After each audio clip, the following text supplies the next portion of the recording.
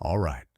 So, if you've been anywhere near the internet lately, you already know that Superman 2025 has been absolutely dominating conversations everywhere. From Reddit threads to social media timelines to literally every group chat I'm in. And honestly, there's a reason for that. This film is something special. And today, we're going to break down everything you need to know about it. The story, the characters, the production, the twists, the visuals, the performances, all of it. So grab your snacks, get comfortable, and let's dive deep into what might just be the most exciting superhero film in a very long time. Let's start right at the beginning, because before we talk about anything else, we need to talk about what this movie is actually about. What's the core premise here? What is Superman 2025 trying to say, and why does it feel so different from everything we've seen in the superhero genre before? At its heart, Superman 2025 is a story about identity. It's about what it means to be an outsider, someone who comes from a completely different world, a completely different background, a completely different set of experiences, and still choosing to care, still choosing to help, still choosing to show up for people who, honestly, might not always deserve it. Clark Kent isn't just a guy in a cape here. He's someone genuinely wrestling with what his place in the world is, and that struggle feels incredibly real and incredibly human, even when the guy can literally fly and lift buildings. The film asks a question that's surprisingly profound for a comic book movie. If you had all the power in the world, what would you actually do with it? Would you use it to dominate? Would you use it to protect? Or would you find yourself somewhere in the middle, trying to figure it all out one day at a time? That's Clark's journey in this film, and it's handled with a sensitivity and intelligence that genuinely catches you off guard. What director James Gunn has done with this story is remarkable in ways that go beyond just technical filmmaking. He's taken a character who has been around for nearly a century, a character that some people honestly thought was impossible to make interesting anymore. And he's found fresh angles, fresh emotional beats, fresh reasons to care. And he does it without throwing away everything that came before. This Superman feels connected to the mythology in ways that matter while also feeling completely new and completely alive. That balancing act is incredibly hard to pull off, and the fact that Gunn manages it so gracefully is genuinely impressive. Now let's talk about the characters themselves, because a movie is only as good as the people at its center, and Superman 2025 has an absolutely stacked cast of fascinating characters. At the top of the list, obviously, is Clark Kent himself, Superman, played by David Corenswet. And before we go any further, let's just take a moment to appreciate the fact that this guy completely owns the role. Like, completely. There was understandably a lot of skepticism when he was first cast. Replacing any Superman is a tall order. Replacing a version of Superman that audiences have strong feelings about is even taller. But Corenswet walks in, puts on the suit, and within about 30 seconds of his first real scene, you completely forget about any of your reservations. He has this incredible quality of being simultaneously larger than life and completely approachable.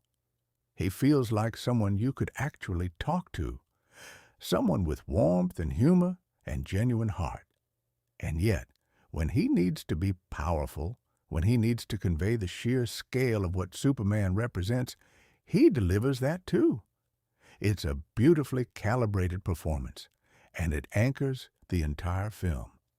Alongside Clark, we have Lois Lane, played by Rachel Brosnahan, and she is, and I want to be very clear about this, absolutely phenomenal. This is not the Lois Lane who exists to be rescued. This is not the Lois Lane who's defined primarily by her relationship to Superman. This Lois Lane has her own agenda, her own intelligence, her own fearlessness, and her own story that runs parallel to Clark's in ways that feel genuinely exciting. Brosnahan brings an energy to the role that's hard to describe without just telling you to watch it. She's sharp, she's funny, she's vulnerable in moments that matter, and she has this really lovely chemistry with Corenswet that makes you genuinely invested in their relationship, not just as a superhero plot device, but as an actual human connection between two people figuring out their feelings while the world falls apart around them. That's not easy to make work, and they make it work beautifully. But the character roster in Superman 2025 goes way beyond just Clark and Lois. One of the things that makes this film so rich and so rewarding is the depth and variety of its supporting characters, and almost all of them get moments to shine. Let's talk about some of the key players, starting with some of the more heroic faces in the story before we get to the villains. Because yes, the villains in this film are genuinely compelling, which is something superhero movies have historically struggled with.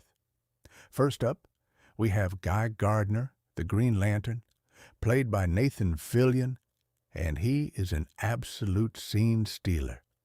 If you know anything about Guy Gardner from the comics, you know he's basically the kind of guy who would show up to your party uninvited, eat all your food, and somehow still be the most entertaining person there.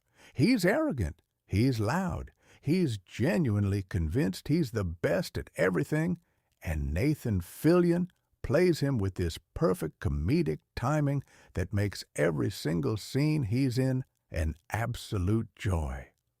But here's the thing, and this is something the film does really well with Gardner. Underneath all that bluster, there are these small moments where you see something more complicated. A guy who maybe uses that arrogance as armor. A guy who cares more than he lets on. Fillion doesn't overplay it, doesn't make it melodramatic, just lets it peek through in ways that make Gardner genuinely interesting rather than just funny. Then we have Hawk Girl, played by Isabella Merced, and she brings something completely different to the ensemble. Where Gardner is all noise and bravado, Hawk Girl is focused, intense, and carries this sense of purpose that feels almost ancient, which, given her mythology, makes perfect sense.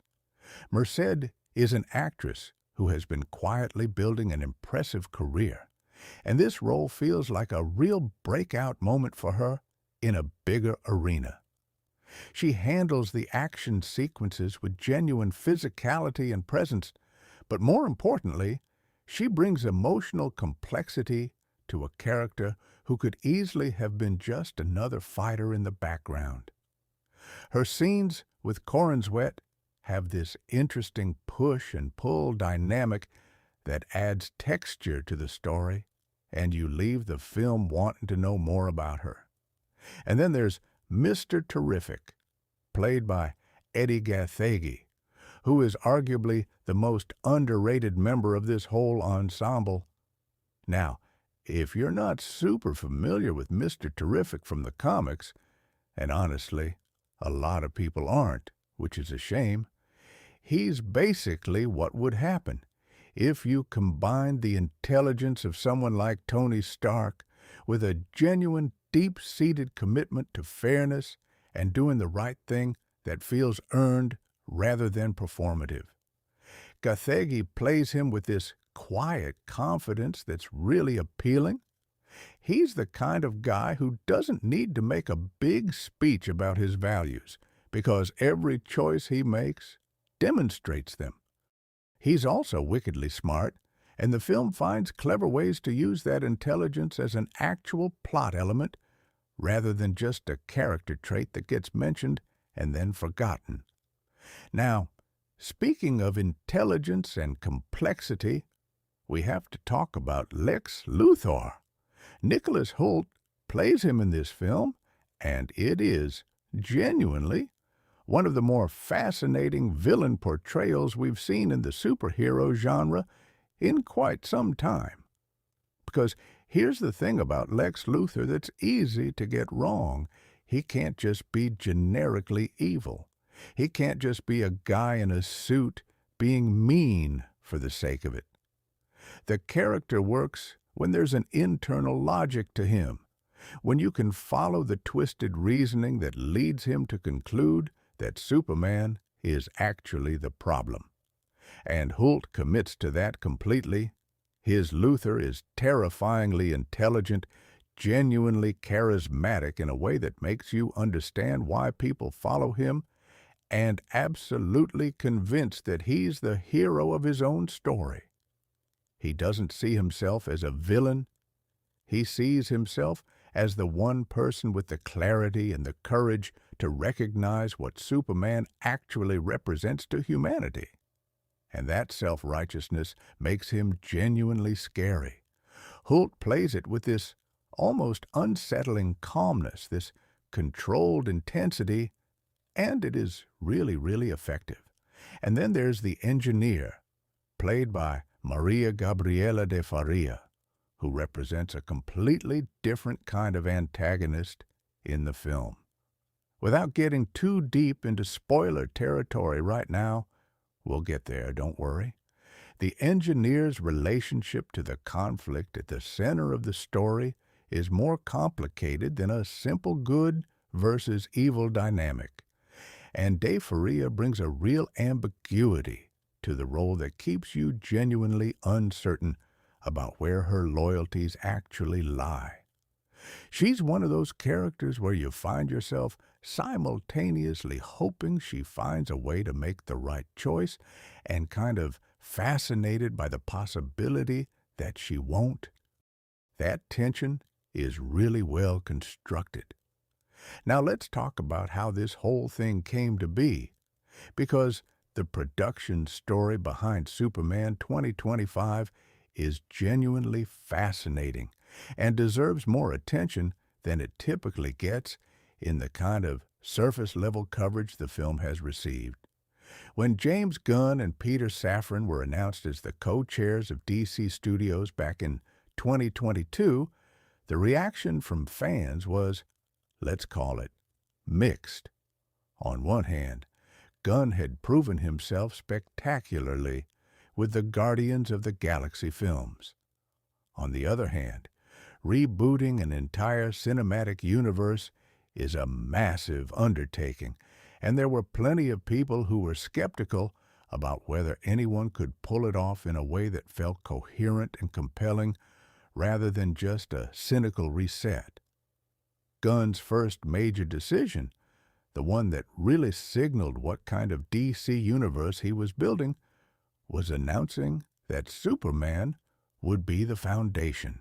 Not Batman, not Wonder Woman, not any of the characters who might feel safer or more obviously commercially reliable in the current landscape. Superman.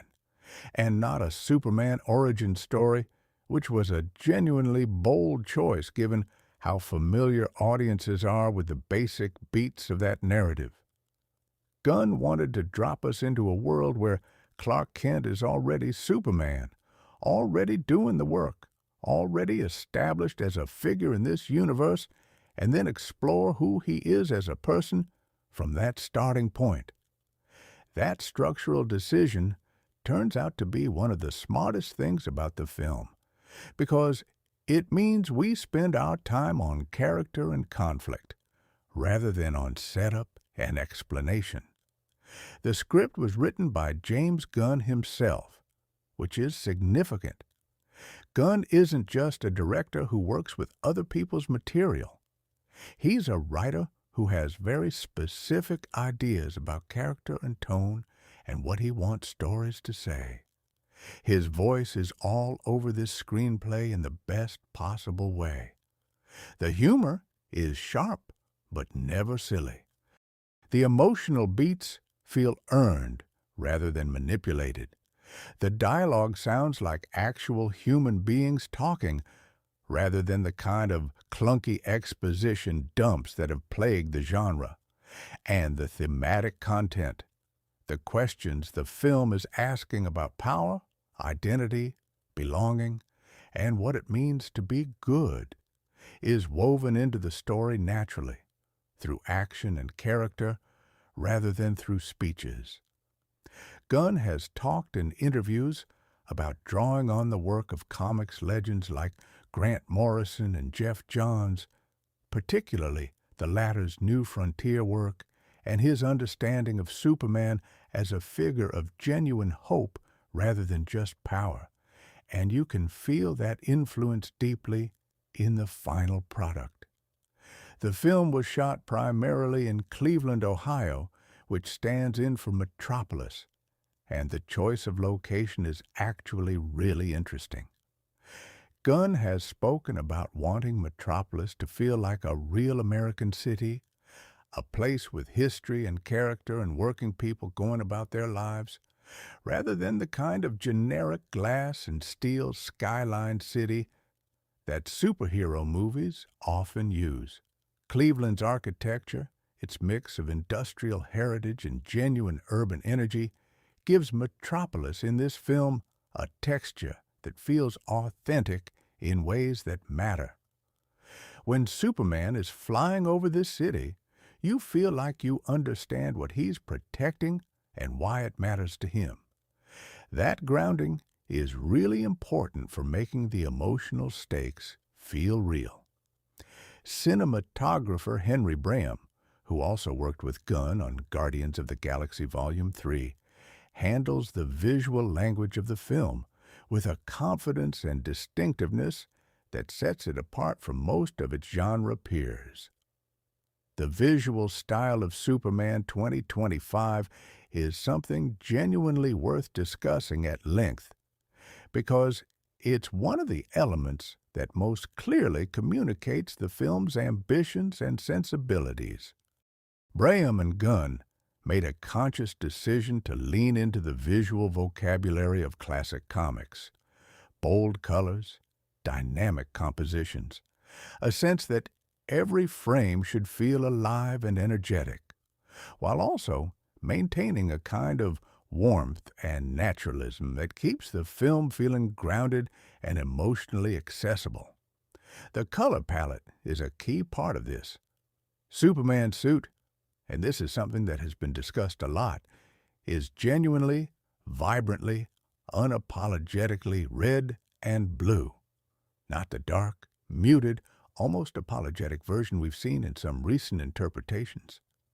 Not the attempt to make the costume feel more realistic by draining it of its primary color boldness.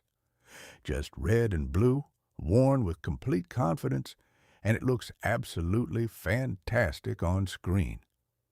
The lighting design reinforces this. Scenes set in daylight have this warm, almost golden quality that feels optimistic without being saccharine, while scenes set at night or in more tense contexts shift to cooler, more shadowed palettes that create contrast without going full grimdark.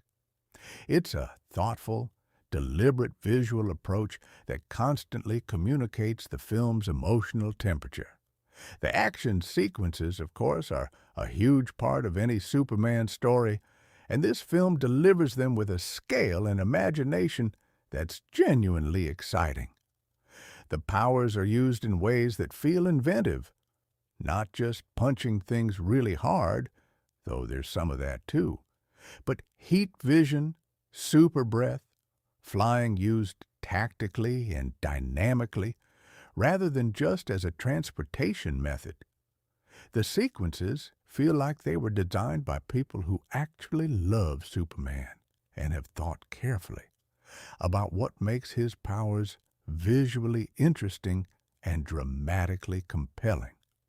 There's a particular sequence, and I'm going to stay vague about the specifics because you really do need to experience it fresh, involving Superman moving through a crisis situation where multiple things are going wrong simultaneously, and the way the action is choreographed and edited to convey both the scale of the chaos and Clark's mental process for prioritizing it is just brilliant filmmaking.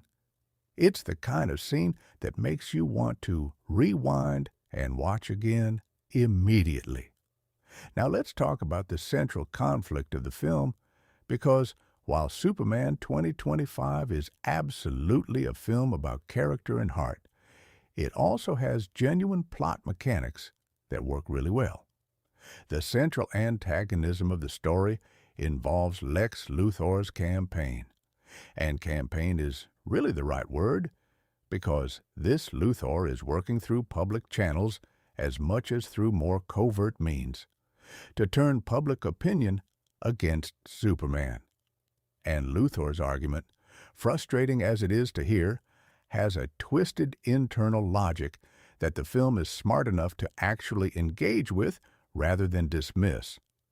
His position is essentially this: Superman represents the arrival of a new kind of power in the world, a power that operates outside human institutions, outside human accountability, outside any of the checks and balances that human civilization has spent thousands of years building. And regardless of whether this particular Superman is good, and Luthor will grant you grudgingly that Clark's track record is fine, the precedent he sets is terrifying. What happens when the next person with this kind of power isn't so interested in being helpful? What safeguards exist? What can mere humans actually do about it?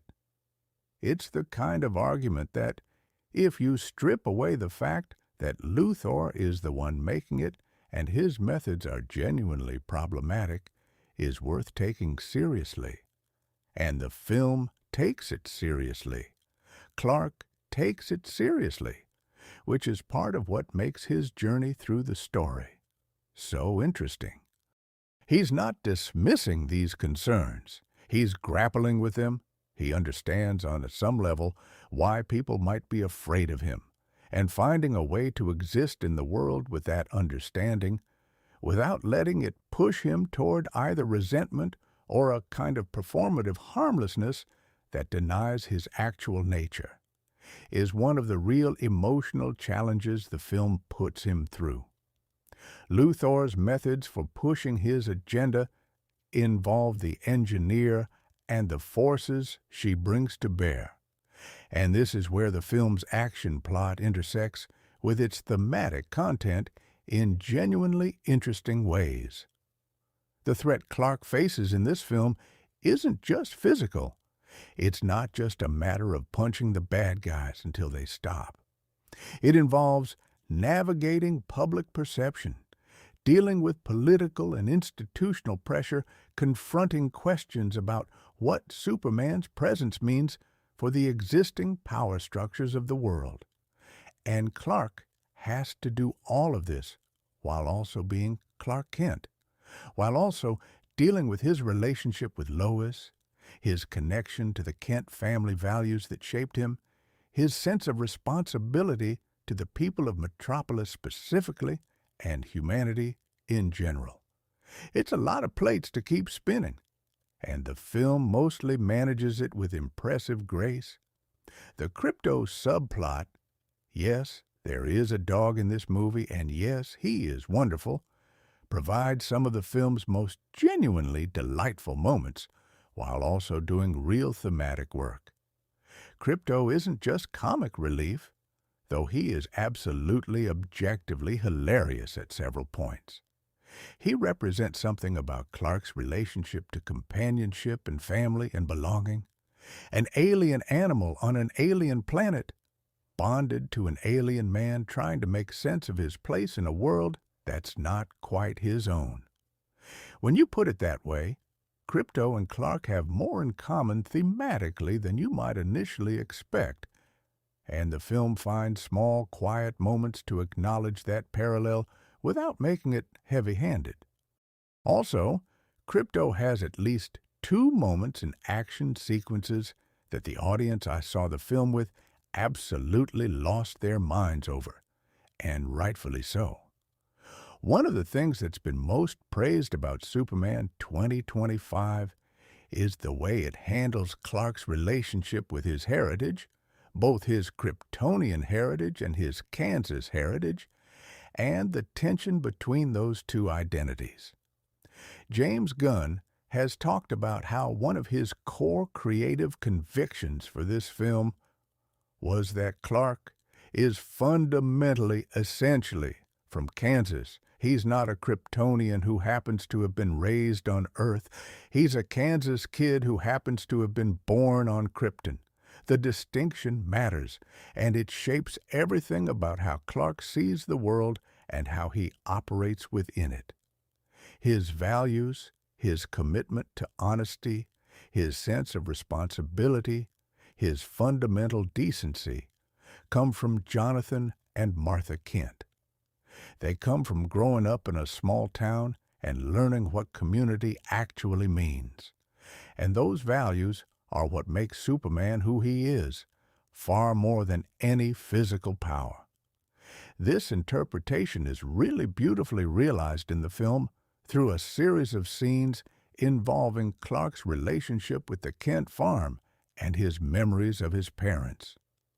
These scenes have a quietness and a tenderness that contrasts beautifully with the larger scale of the rest of the film, and they give Corenswet some of his best material.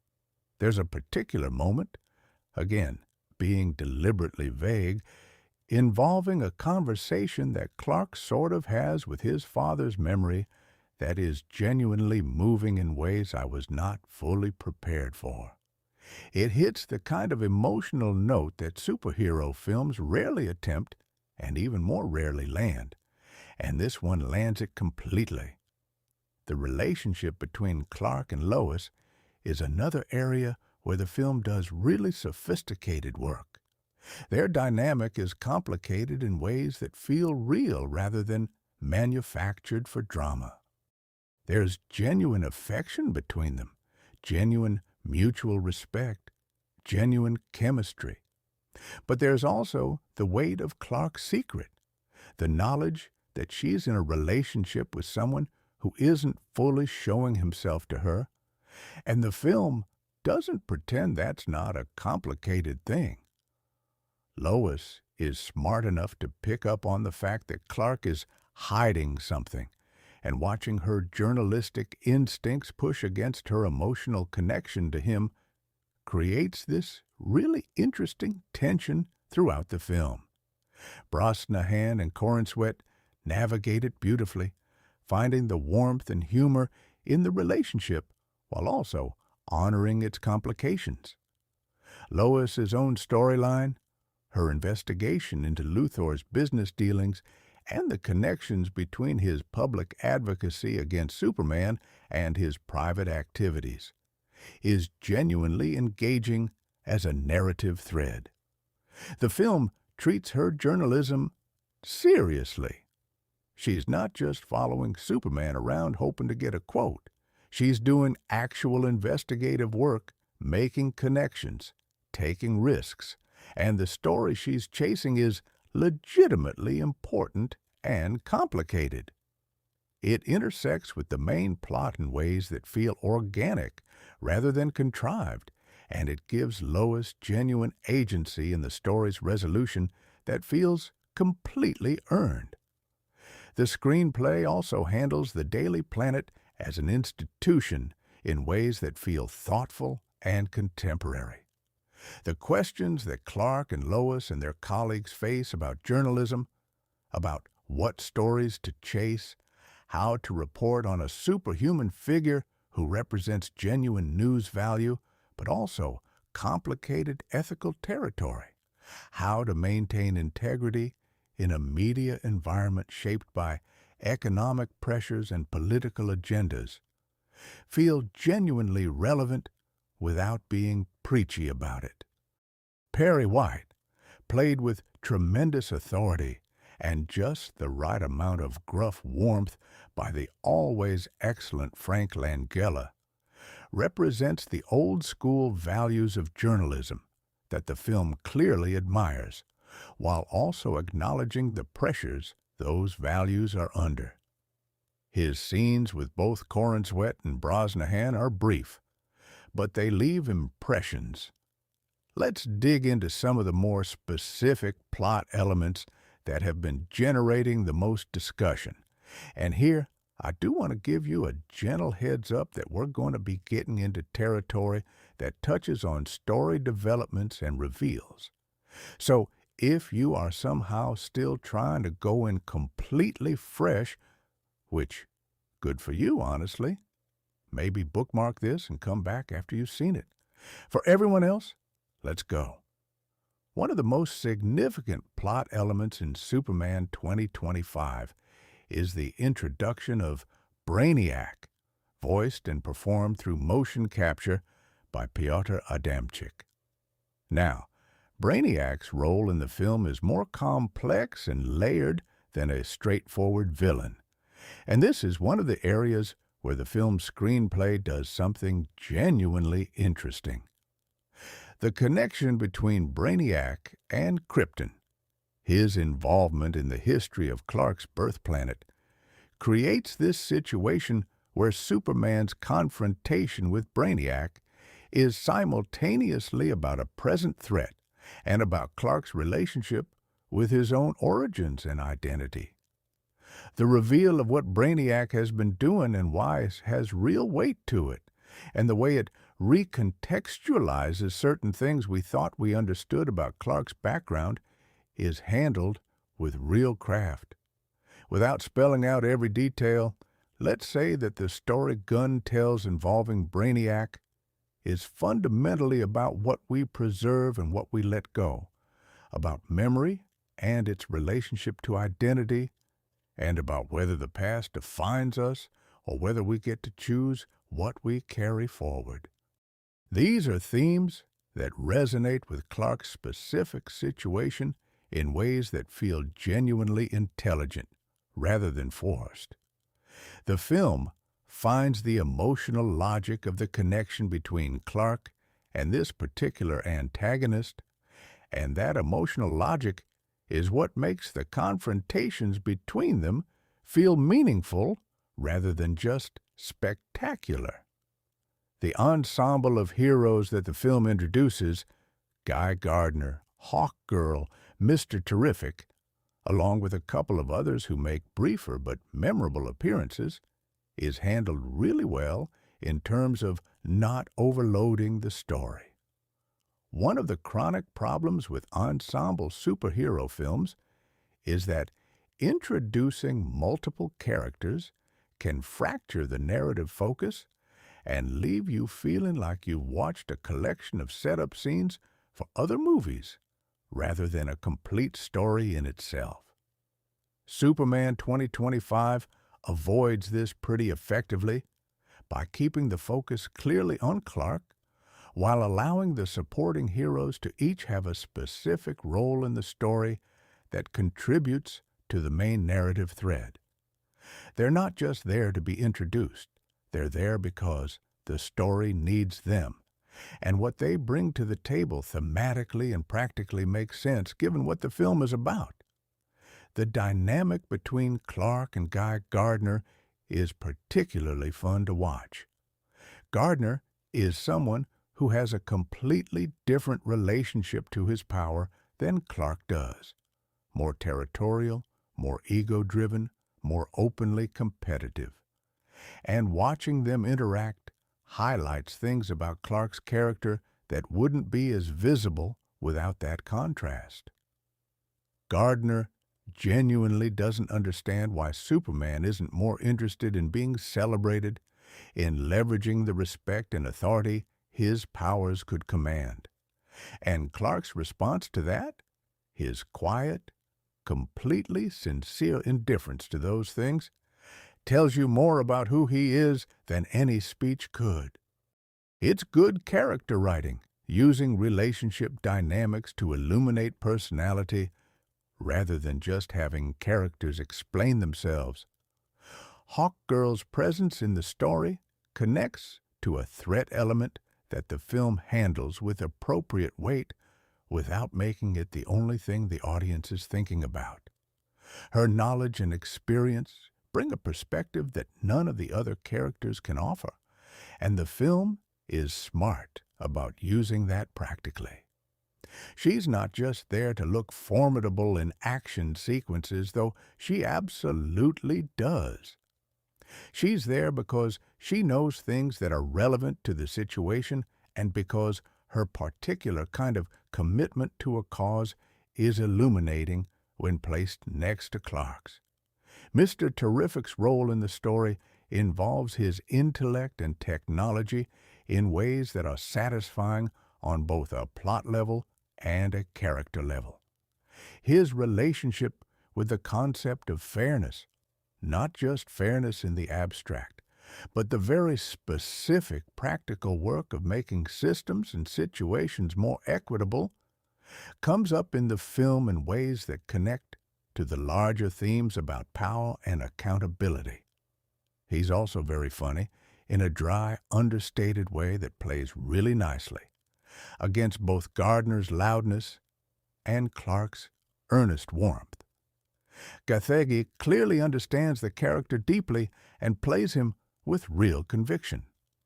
Now let's talk about what the film does thematically with the concept of hope, because this is really the central thing that Gunn is trying to say, and it's worth taking seriously rather than just noting in passing.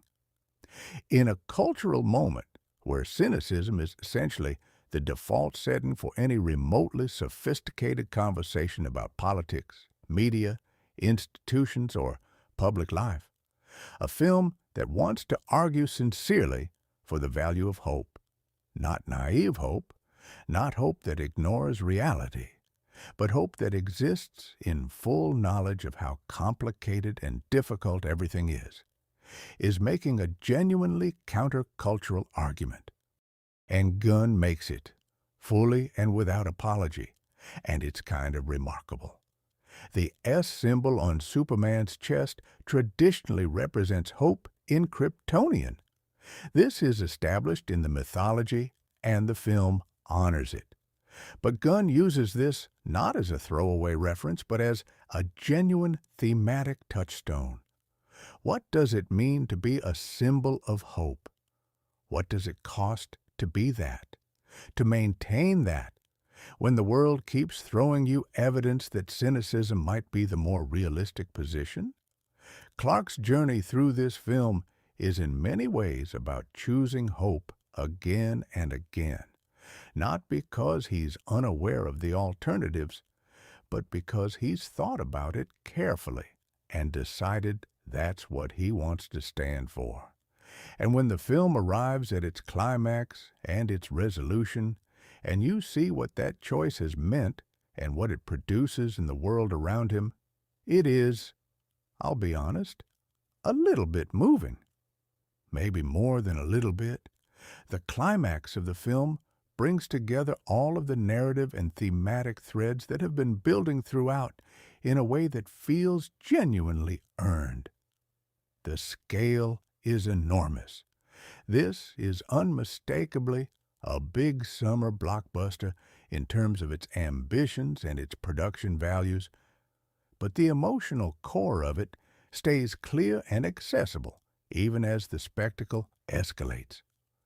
The choice Clark has to make at the film's peak moment, and the way he makes it, is consistent with everything we've come to understand about him over the course of the story. It doesn't feel like a narrative cheat or a contrived happy ending. It feels like a conclusion that this character would reach, given who he is and what he values. And that congruence between character and plot resolution is one of the things that separates a genuinely good film from one that just looks good. The post-climax material, the falling action and denouement, is handled with a patience that's refreshing. Gunn doesn't rush to the credits once the main conflict is resolved. He takes time to let the characters breathe and reflect, to show us the aftermath of what has happened and what it means for the relationships and the world we've been following throughout.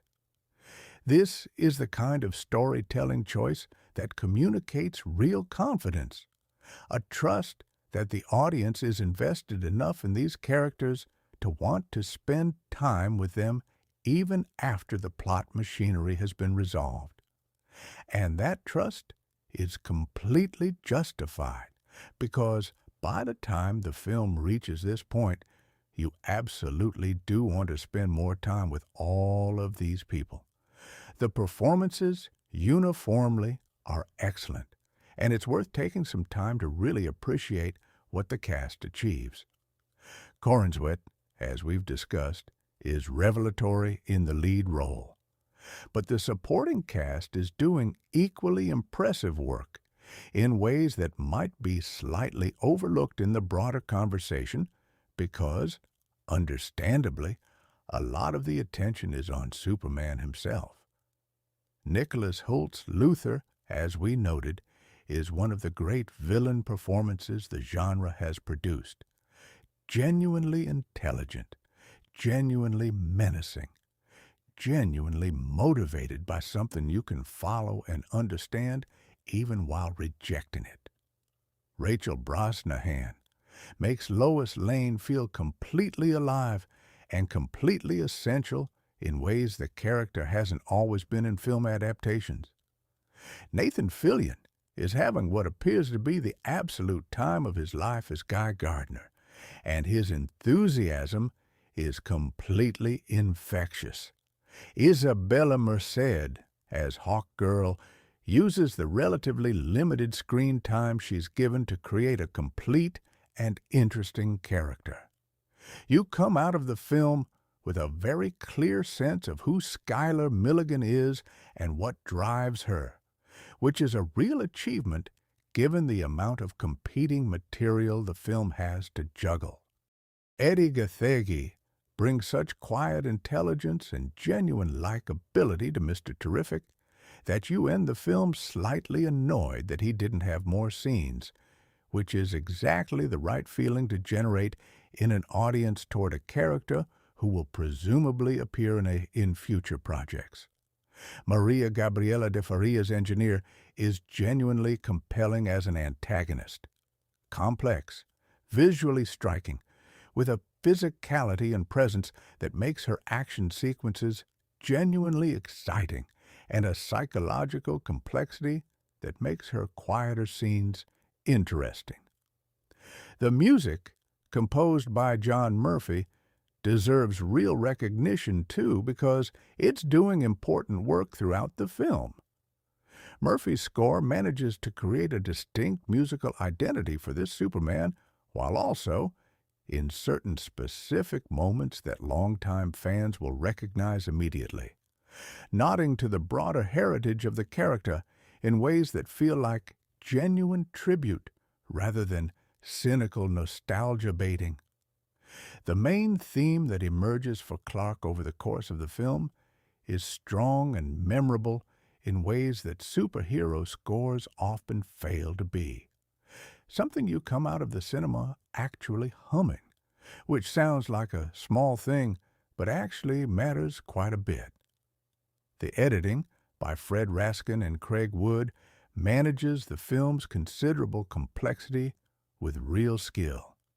Superman 2025 has a lot of storylines, a lot of characters, and a lot of tonal registers to balance, and the editing keeps it all coherent without sacrificing either the pace or the character moments. The action sequences are cut with energy and clarity. You always know where you are spatially in a given sequence, which is something that sounds like a baseline expectation, but is actually surprisingly rare in big action filmmaking. And the quieter, more character-focused scenes are given the breathing room they needed rather than being rushed through to get back to the spectacle. The production design, and this is something that deserves more discussion than it typically gets in mainstream film coverage, is really exceptional. Every environment in this film feels considered and specific. Metropolis has a visual character that's distinct from other cinematic cities. The Daily Planet building and newsroom have a specific texture that communicates the history and culture of the institution. Luthor's spaces, his corporate environments, his private sanctums, are designed to communicate things about how he sees himself and how he wants to be seen. And the spaces connected to Superman's world have their own visual language that feels coherent and distinctive. The costumes, designed by Judiana Makovsky, are also worth noting because they're genuinely great. The Superman suit has been discussed a lot, and rightfully so. It's a beautiful piece of design work that takes the essential elements of the character's visual identity and realizes them in a way that works for cinema without trying to make them feel less like themselves. But the other hero and villain costumes are also really well done, finding ways to make comic book designs work in a live-action context without either slavishly copying them or radically reinventing them in ways that lose what made them appealing in the first place. Now, no discussion of Superman 2025 would be complete without talking about the critical response, because it has been quite a story in itself. The film has been received with genuine enthusiasm from critics, achieving a Rotten Tomatoes score in the high 80s, which, for a superhero film these days, represents a kind of critical embrace that has become increasingly rare. The critical consensus praises Corenswet's performance, Gunn's direction, the film's tonal balance, and its thematic ambitions. Many reviews have specifically noted that the film succeeds at the very specific challenge of making Superman feel relevant and interesting to a contemporary audience that has been trained by recent popular culture to be suspicious of earnestness and sincerity. The audience response has been equally warm, with the film performing very strongly at the box office globally and generating the kind of word-of-mouth enthusiasm that sustains a film's run, rather than just producing a strong opening weekend. People are going back to see it multiple times, which is the highest possible endorsement in terms of audience engagement, and the conversation online, on social media, on fan forums, on YouTube, has been genuinely excited rather than defensively enthusiastic, which is a meaningful distinction in an era when some fandoms feel more like defensive coalitions than genuine expressions of joy. Some critics have noted that the film's middle section has pacing challenges, that the density of story and character material in the second act creates moments where the momentum slows and the audience is asked to hold a lot of threads simultaneously. This is a fair observation, though it's worth noting that most of the critics who make it also acknowledge that the individual scenes in this section are strong, even when the overall rhythm is slightly uneven. It's the kind of problem you get when a film is ambitious rather than cautious, and it's a much more interesting problem to have than the alternative.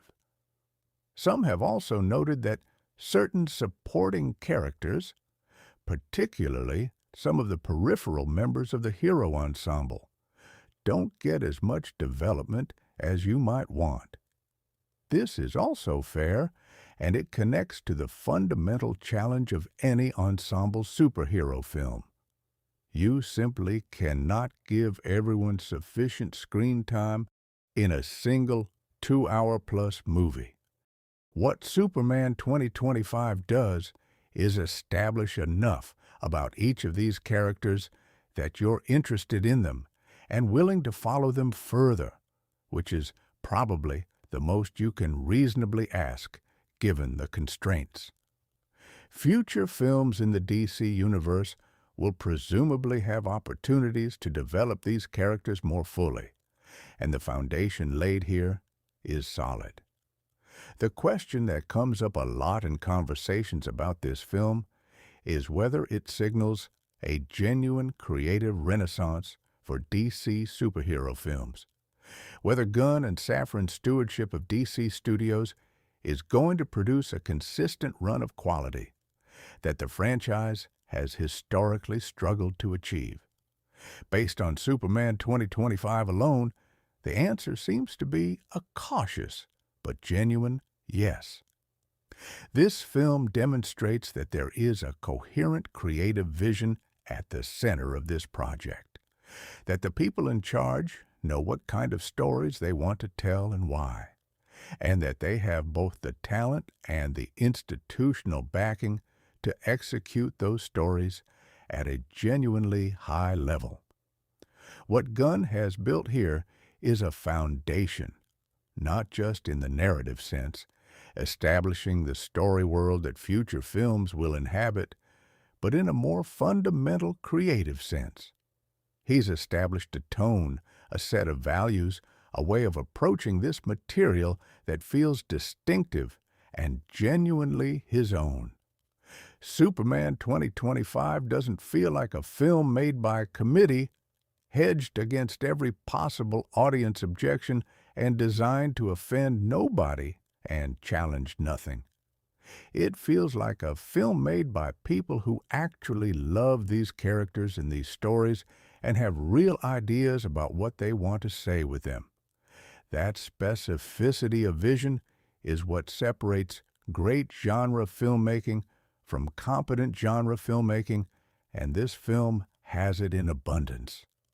Let's also take a moment to appreciate the film's relationship to the broader legacy of Superman, because this is something Gunn clearly cares about and handles with real care. Superman 2025 doesn't pretend previous interpretations don't exist. It doesn't try to erase them from cultural memory. What it does is find its own relationship to the character and the mythology, one that honors the essential DNA of who Superman is while telling a new story with a new creative voice. Fans who grew up with Christopher Reeve's interpretation will find things to love here.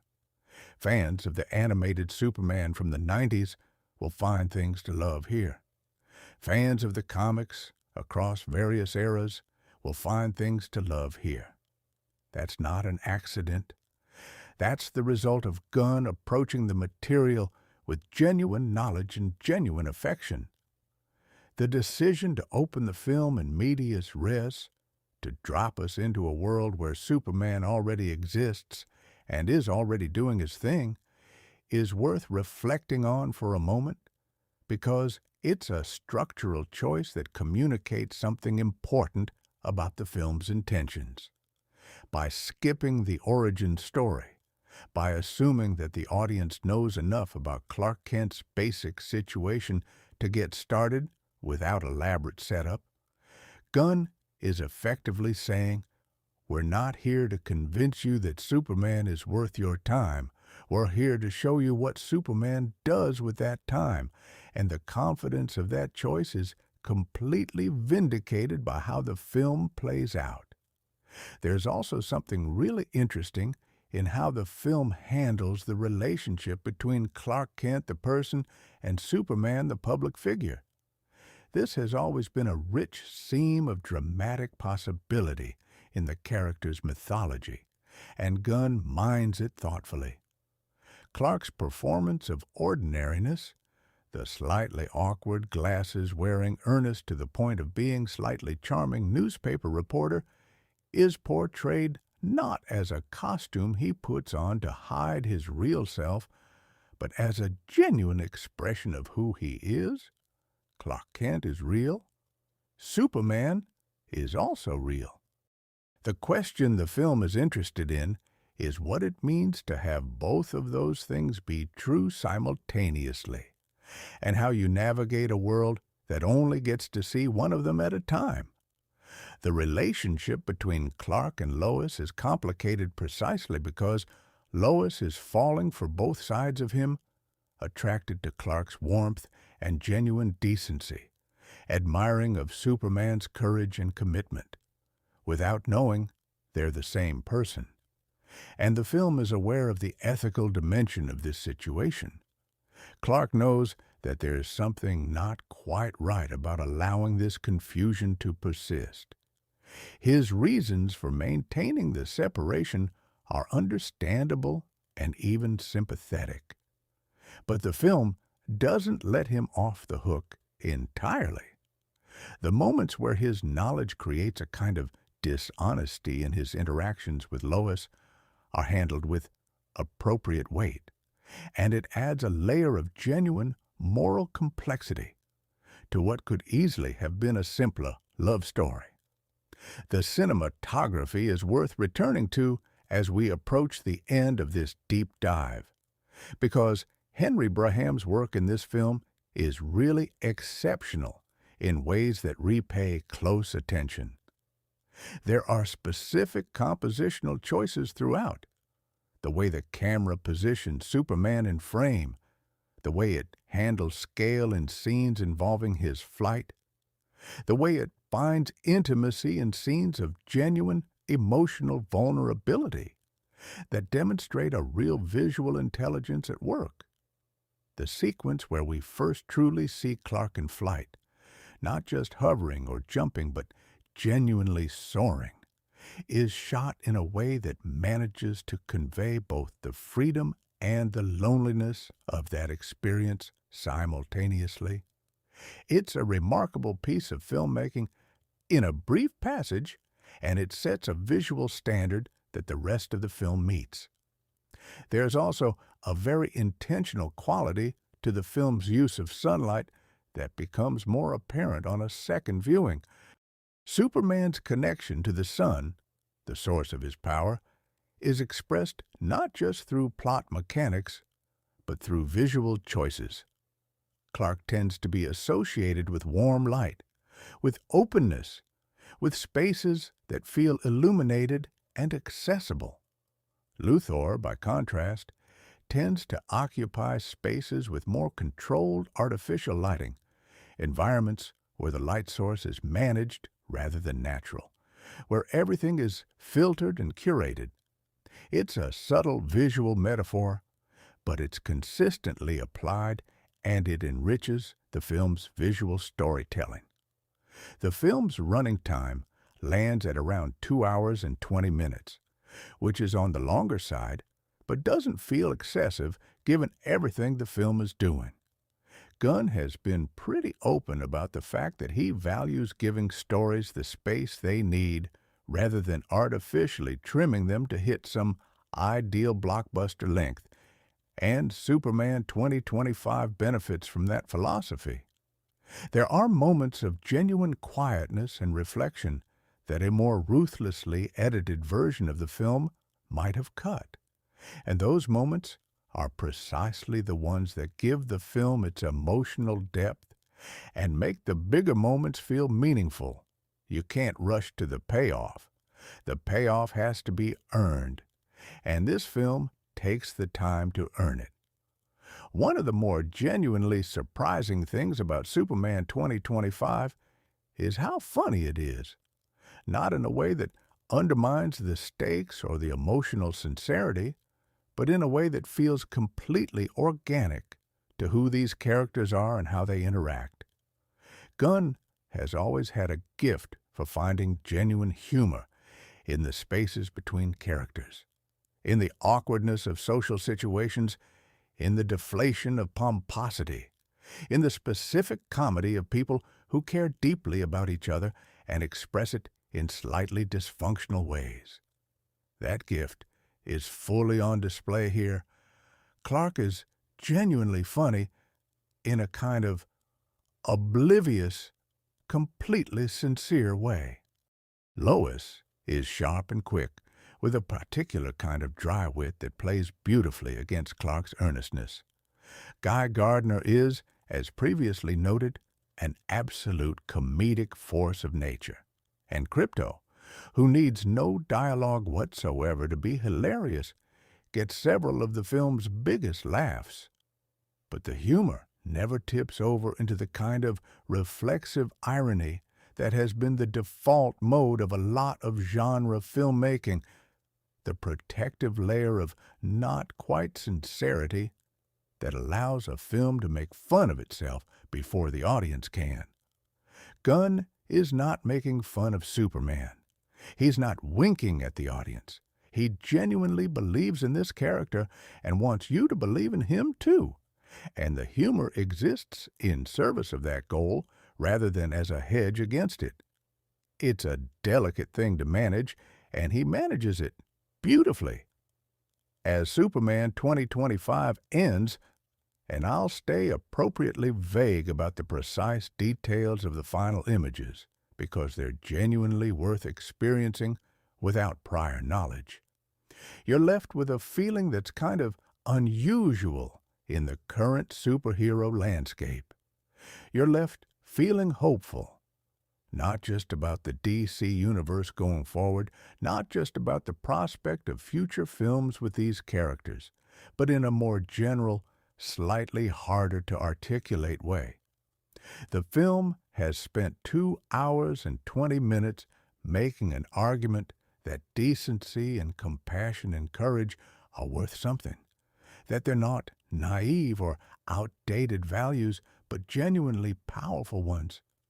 And it makes that argument so well and so sincerely that you come out believing it a little more strongly than you did when you went in.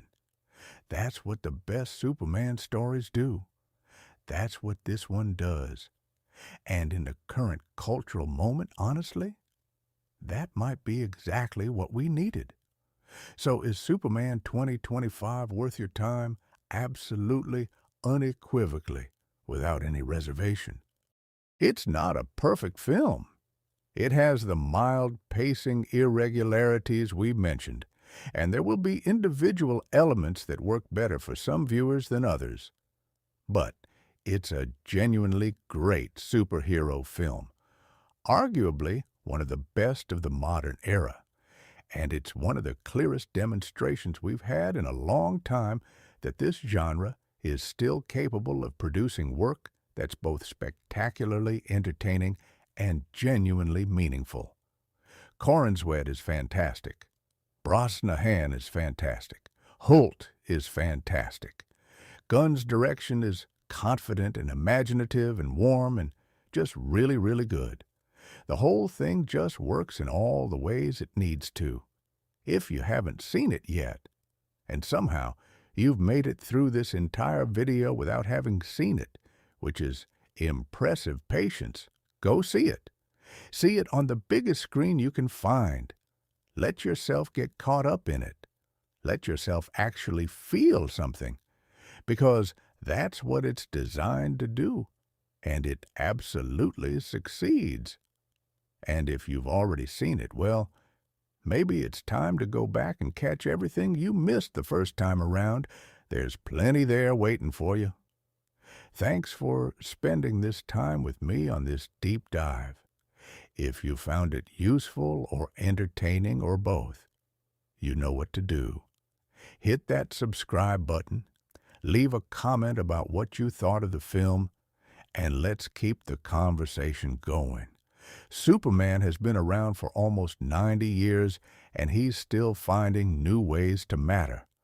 That feels like something worth celebrating. See you in the next one, and you know what? Before we actually close out here, I want to circle back to something that I touched on earlier but didn't fully unpack, because I think it deserves more attention than it got. We talked about hope as a theme, We talked about Clark's relationship to his dual identity. We talked about Lois and Luthor and the whole ensemble. But there's a layer to this film that I don't think gets discussed enough in the mainstream conversation. And that's the way Superman 2025 functions as a meditation on what it actually means to be a public figure in the modern world. Think about it for a second. Clark Kent is essentially someone who exists in two completely different public spheres simultaneously. As Superman, he's a global phenomenon. Everyone has an opinion about him. Everyone projects their fears and hopes and political anxieties onto him. Everyone wants a piece of what he represents. As Clark Kent, he's just a reporter at a newspaper, navigating office dynamics and deadlines and the particular kind of low-grade stress that comes with trying to do journalism well in an environment that doesn't always make it easy. And what Gunn is really interested in, what the film is really exploring, is how those two modes of existence inform each other. Because Clark's experience as an ordinary person, his genuine engagement with the mundane textures of everyday life, is precisely what keeps Superman grounded and useful. And Superman's perspective, his ability to literally see the bigger picture from 30,000 feet up, gives Clark a kind of clarity and patience in his daily life that most people never develop. It sounds abstract when you put it that way, but in the actual film, it plays out in really concrete, specific human moments. There's a scene early on where Clark is sitting at his desk at the Daily Planet, working on a story that has nothing to do with superheroes or world-threatening events.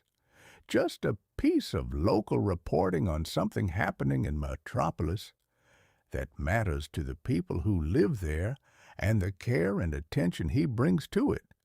The genuine investment in getting it right for its own sake tells you so much about who he is. He's not doing it because it's a cover story.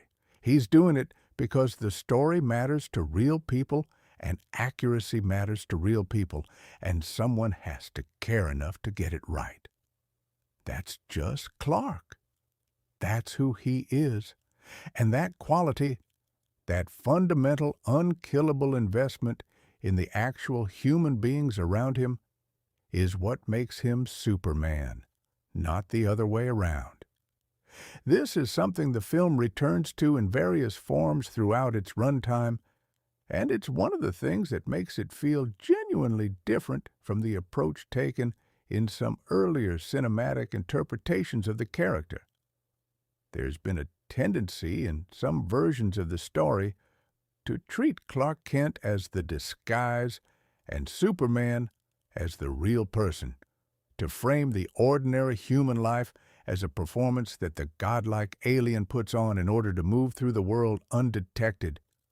Gunn completely rejects that reading, and he's right to.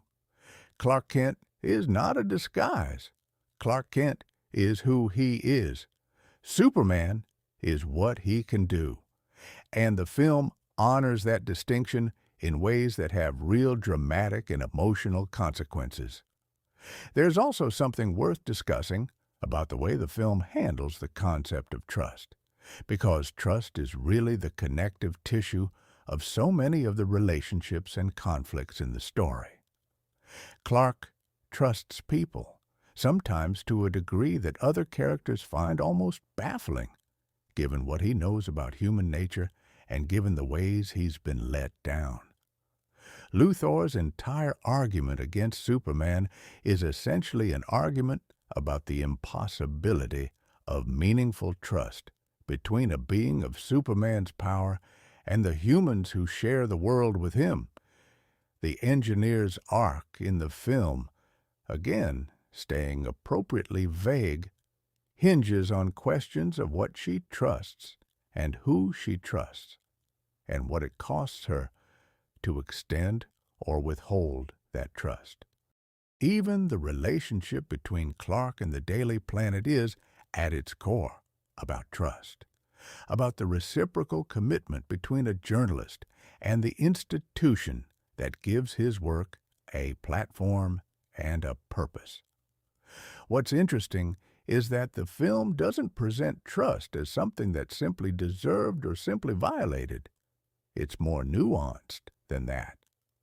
Trust in Superman 2025 is shown as something that has to be rebuilt and renegotiated constantly, as a living, dynamic thing rather than a fixed state. Clark earns trust through his actions. He loses it sometimes through his absences or his limitations. He rebuilds it through consistency and genuine engagement. And that cycle, which, when you think about it, is exactly how trust works in real human relationships, gives the story a kind of realistic emotional texture that elevates it above the more black and white moral frameworks of a lot of superhero storytelling. Let me also talk a little more about the world building in this film, because it's one of the areas where Gunn's specific expertise really shines. One of the things he did so brilliantly with Guardians of the Galaxy was create a sense of a fully realized universe, a place with history and culture and texture that extended beyond the edges of the frame. You felt, watching those films, that there was a whole cosmos out there that you were only getting a small window into, and that feeling of richness and depth was enormously appealing. He brings that same sensibility to Superman 2025, and it works just as well here, even though we're dealing with a much more earth-grounded story. Metropolis in this film feels genuinely alive in ways that movie cities often don't. There are background details, storefronts, street life, snippets of news broadcasts playing on screens in the background, conversations happening at the edges of scenes that create a sense of a place with its own ongoing existence that doesn't pause just because our main characters happen to be in it. The city has neighborhoods with distinct personalities. It has a political life, an economic life, a cultural life. It feels like a place that people actually inhabit rather than a backdrop that exists for our protagonists to run around in. And that sense of specificity makes the stakes of protecting it feel real in a way that matters emotionally. The Daily Planet itself is world-built with particular care. The bullpen has a specific energy, the particular kind of organized chaos that good newsrooms seem to generate, where everyone is working intensely on their own thing and the ambient noise level is constantly just slightly too high. And there's always a screen somewhere showing something that demands attention. Perry White's office has the walls of a man who has been doing this for a very long time. Awards that might mean a lot, and some that mean less. Photos from stories that mattered. A particular quality of cluttered authority that feels completely right for the character. These details aren't random. They're deliberate choices that communicate character and history and institutional culture without a single line of dialogue. The way other superheroes are integrated into the world is also worth discussing, because it's one of the trickier aspects of launching a shared universe, and it's handled here with a deftness that a lot of similar projects have failed to achieve. The existence of Guy Gardner, Hawkgirl, and Mr. Terrific as figures in this world is established not through elaborate setup scenes that grind the main narrative to a halt, but through the way other characters reference them, through news coverage glimpsed in the background, through the casual familiarity with which certain characters talk about them that implies an existing relationship to the world rather than a brand new one. The heroes exist in this universe before we formally meet them as characters, which makes their appearance feel organic rather than like a trailer for another movie dropped into the middle of this one. And then there are what you might call the Easter eggs, the references and nods to the broader DC mythology that fans will catch and general audiences won't need to understand. Gunn deploys these with real restraint compared to what a lot of franchise filmmakers do. There aren't so many that they become distracting, aren't so obscure that they feel like a loyalty test for hardcore fans, and aren't so obvious that they feel condescending. They're just there, adding texture for people who'll recognize them and functioning perfectly well as background detail for people who won't. It's a difficult balance, and he nails it. Something that I keep coming back to when I think about this film is how it handles vulnerability. Specifically, how it handles Clark's vulnerability, both his physical vulnerability, which is real and has specific causes that the film establishes clearly, and his emotional vulnerability, which is arguably more interesting and more dramatically productive. There's a version of Superman that's almost impossible to engage with emotionally because he's too powerful, too complete, too certain of himself and his place in the world. That version of the character is a kind of wish fulfillment that works in some contexts but doesn't generate the friction necessary for compelling drama. Gunn's Superman is not that. This Clark is genuinely uncertain about things. He makes choices and isn't sure if they're right. He cares about what people think of him, not in a way that compromises his values, but in a way that feels completely human and real. He gets things wrong sometimes. He has to deal with the consequences of his limitations in ways that require genuine courage, not just physical strength. Corenswet is really exceptional at playing this vulnerability without letting it undercut Clark's fundamental authority and competence. It's a specific acting challenge. You need the audience to simultaneously believe that this person is capable of extraordinary things and that he's a real, feeling, imperfect human being.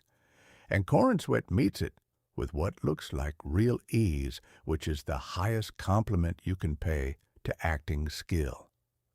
The moments where Clark is genuinely uncertain, genuinely struggling, genuinely not sure what the right thing to do is, those moments feel authentic rather than manufactured, and they make you more invested in him rather than less. There's a quiet scene that I keep returning to mentally, which doesn't involve any powers or any action at all. Just Clark sitting with something difficult, processing it privately in the way people actually process difficult things, rather than the way movie characters usually do, which is to say without making a big speech about it. It's a scene that lasts maybe 90 seconds and doesn't directly advance the plot, and it's one of the most effective character moments in the film, because it tells you that Gunn trusts Corenswet, trusts the audience, and trusts Clark enough to let him just be a person for a minute without needing to turn it into a lesson or a plot beat. That kind of trust and quietness is rare in big filmmaking, and when you encounter it, it matters. Now, one thing that's come up in a lot of the discussion around Superman 2025 that I want to address directly is the question of whether this film is for people who don't already like superhero movies. Because that's a real question, and it deserves a real answer rather than just enthusiastic fan boosterism. My honest assessment is, Yes, largely, with some caveats.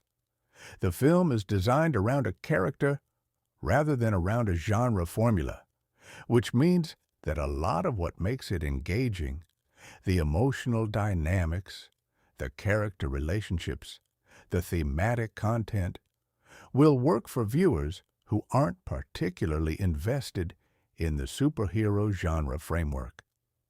If you're someone who checked out of the superhero cycle some years ago because it started feeling repetitive and empty, this film has enough genuine human substance to potentially re-engage you. That said, there are elements of the film, particularly some of the ensemble hero material and some of the more broadly comic book inflected sequences, that will probably land better with audiences who come in with some existing affection for these kinds of stories.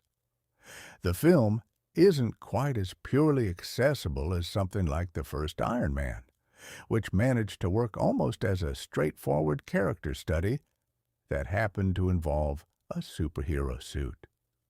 Superman 2025 is more overtly a superhero ensemble film, and it leans into that identity with confidence. If you find that identity completely alienating, you may have a harder time fully surrendering to it. But if you're even slightly open to it, if there's any part of you that's willing to meet it halfway, the film will meet you the rest of the way without any question. Let's also take a minute to appreciate the sound design, which doesn't get nearly enough attention in most film discussions and is doing real work in Superman 2025. The way sound is used to communicate Superman's experience of the world, his ability to hear things that ordinary humans can't. The way that ability is both a gift and an overwhelming responsibility is handled with real imagination. There are moments where the soundscape of the film opens up in ways that let you experience Clark's enhanced perception from the inside, and these moments are disorienting in exactly the right way. They give you a flash of what it might actually feel like to have those abilities and why it might be as challenging as it is useful. It's one of those technical elements that you notice only if you're paying close attention, but that's working on you emotionally the whole time regardless. The visual effects work is, by and large, excellent, which deserves to be said explicitly because VFX has become such a contested topic in superhero filmmaking over the past few years, with some very high-profile examples of films where the digital work clearly wasn't finished or wasn't good enough, and it damaged the audience's ability to engage with the story. Superman 2025 doesn't have that problem. The effects are convincing and purposeful. They serve the story rather than existing as spectacle for its own sake, and they're executed at a level where they don't pull you out of the scene even when they're doing something genuinely extraordinary. The flight sequences in particular have a physical credibility, a sense of weight and momentum and three-dimensional reality that makes them genuinely thrilling rather than just visually busy. There's also a real intelligence in how the film handles the question of scale, specifically the challenge of making things feel genuinely big and consequential without becoming abstract or emotionally disconnected. This is something a lot of blockbuster filmmaking gets wrong. They escalate the stakes to such enormous proportions that they stop meaning anything on a human level. Cities get destroyed, billions of lives are theoretically at risk, but you feel nothing because the scale has gone so far beyond anything your emotional imagination can process that it just becomes numbers. Gunn is aware of this trap, and he actively works to avoid it. The film keeps returning to human scale even in its biggest moments, specific people, specific places, specific relationships that keep the stakes grounded and emotionally accessible, even as the plot machinery is working at a much larger level. There's a particular technique Gunn uses, cutting to a reaction from a specific person watching events unfold, someone we've been introduced to earlier and care about even slightly, that serves as an emotional anchor in sequences that might otherwise feel overwhelming. It's not a new technique. It's actually one of the oldest tricks in the filmmaker's toolkit. But Gunn uses it with real skill and real timing, and it keeps working every time. You care about what's happening not just in the abstract, but because you can see what it means for this specific person standing on this specific street corner watching the sky. That's the difference between blockbuster filmmaking that feels hollow and blockbuster filmmaking that feels genuinely alive. One more thing I want to discuss before we wrap up for real this time, and that's the film's relationship to the current moment. The way it engages, consciously or not, with where we are culturally and politically right now. Now, I want to be careful here, because I'm not going to claim that Superman 2025 is secretly a political allegory or that Gunn is smuggling in any specific contemporary commentary.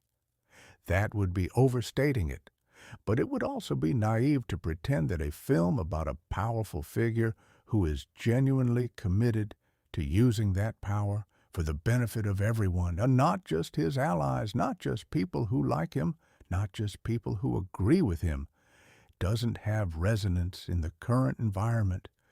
It does. Of course it does. The film's central argument, that goodness is a choice, that it requires active maintenance and genuine commitment, that it can be modeled and demonstrated in ways that matter, feels particularly meaningful right now. Not because the film is trying to make a political point, but because the values it's celebrating are ones that feel genuinely under pressure in the current cultural conversation. Decency, compassion, the willingness to put the common good above personal advantage. These things are not universally celebrated the way they once were, and a film that presents them as genuinely heroic, as worth aspiring to, as the foundation of what it means to be great, rather than just powerful, has a specific resonance that goes beyond genre entertainment. Superman has always worked best when the stories told about him reflect something real about the aspirations of the moment. The character was created in the late 1930s as an expression of hope and justice at a time when both were desperately needed. He's been reinvented and reimagined dozens of times since, always in ways that say something about what we need from our stories and our heroes. James Gunn's version says something pretty clear. We need someone who actually believes in people, not someone who's given up on them, not someone whose decided cynicism is the sophisticated position, but someone who looks at everything that's difficult and complicated and frustrating about human beings and decides with full information that they're worth showing up for. That's not a naive position. That's the bravest position.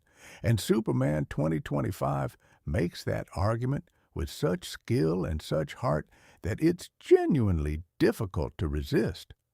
Look, I've been talking about this film for a while now, and I'm aware that at some point, even the most enthusiastic recommendation tips over into something that might make you suspicious rather than convinced. So let me just say this simply. Superman 2025 is a film that made me happy. Not just entertained, not just impressed, but genuinely, warmly, unexpectedly happy.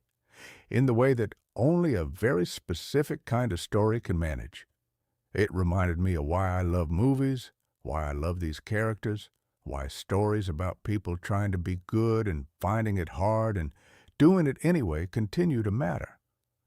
That's not nothing. Actually, that's kind of everything. Go watch it. Tell your friends about it, and come back here when you're done because, honestly, we could probably do another 2 hours on this film without running out of things worth talking about. There's always more Superman to discuss, and that's probably the nicest thing I can say about any movie. All right, so we established that this film made me happy, and I stand by that completely. But here's the thing. Happiness is actually a pretty complicated response to unpack when it comes to a piece of art, and I think it's worth spending a little time figuring out exactly what kind of happy we're talking about. Because there's the kind of happy you get from a perfectly executed popcorn movie, the kind that evaporates about 40 minutes after you leave the cinema and leaves no particular trace.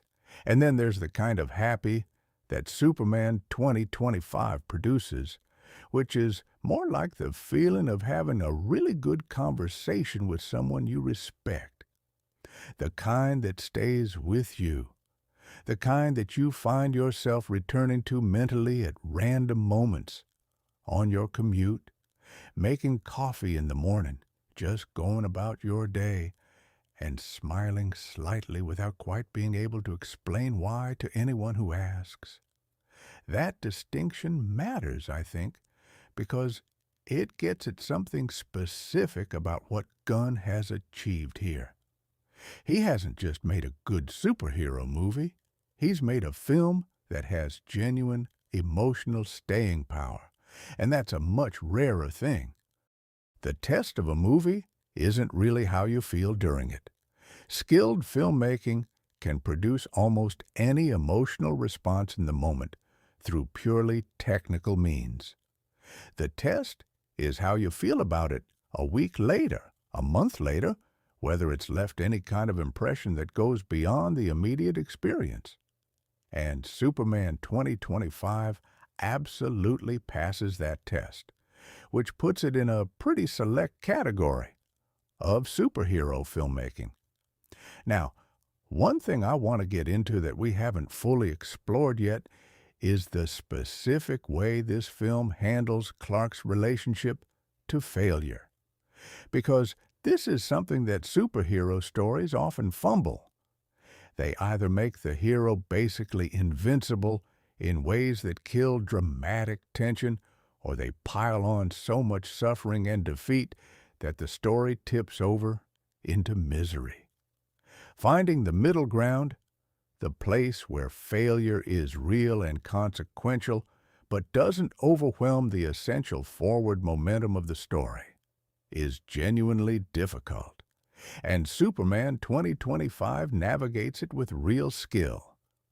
Clark fails at things in this film, not catastrophically, not in ways that are designed to be traumatic or dark for their own sake, but in ways that feel real and that have real weight.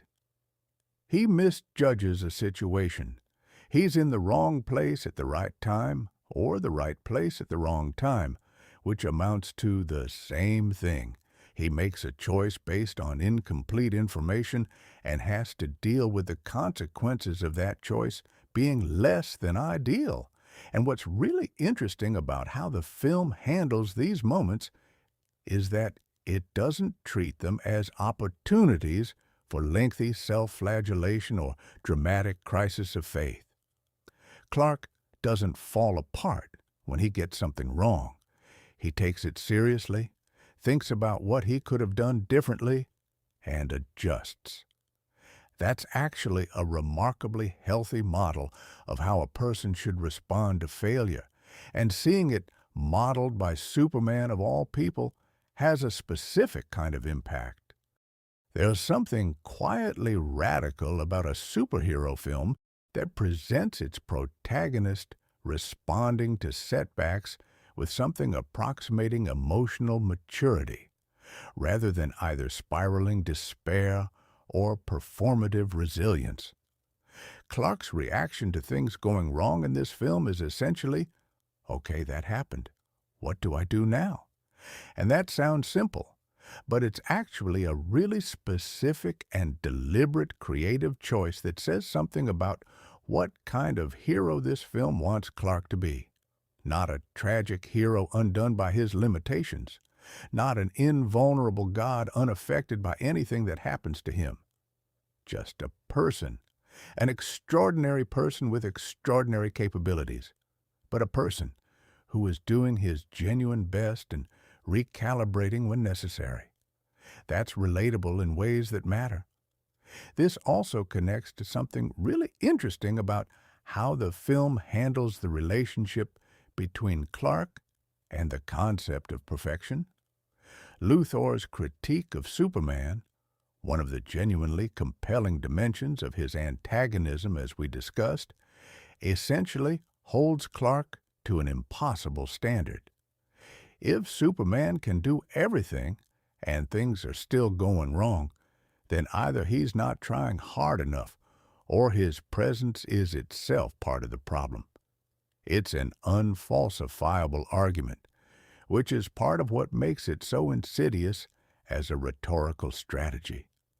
And Clark's response to it, not trying to prove that he's perfect, not defending himself against an impossible standard, but just continuing to do the work as well as he can and trusting that the work speaks for itself over time, is actually a really sophisticated piece of character writing.